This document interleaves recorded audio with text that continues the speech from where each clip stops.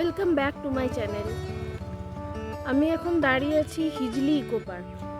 আপনাদের এই হিজলি ইকো পার্কটি পুরোটা ঘুরে দেখাবো দুটো পার্টে, কারণ ইকো পার্ক এলাকাটা অনেক বড় এবং এখানে অনেক কিছু দেখার আছে।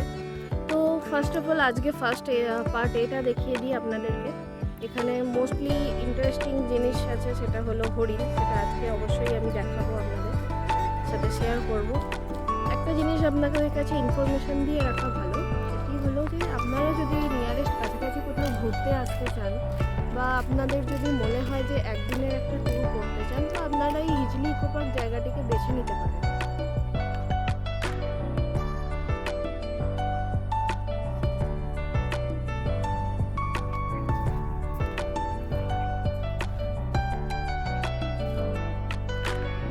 এখানে একটা মিউজিয়াম আছে, মিউজিয়ামে ঘুরতে পারেন। Botanical garden. হিজলি ইকো পার্কটি অবস্থিত বেঙ্গল ফরেস্টের মধ্যে। বেঙ্গল ফরেস্টটি প্রায় 150 বছর প্রাচীন। এটি খড়গপুরে অবস্থিত।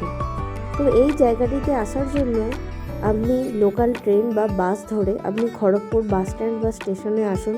সেখান থেকে অটো বা টোটো ধরে আপনি হিজলি ইকো পার্কে পৌঁছে যেতে পারেন।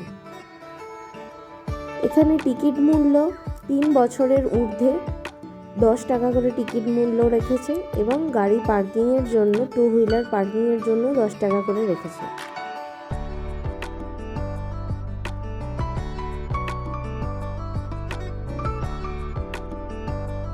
ডিয়ার পার্কে ঢুকছি, এবার জানি না কখন ওদের দেখা পাবো, চেষ্টা করা যাক।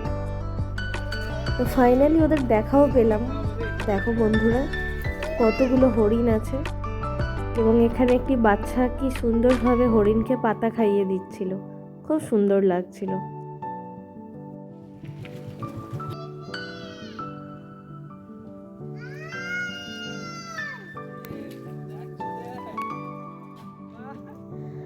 সো আজ এই পর্যন্তই শেষ হলো আজকের সফর পার্টে হিজলি ইকো পার্ক।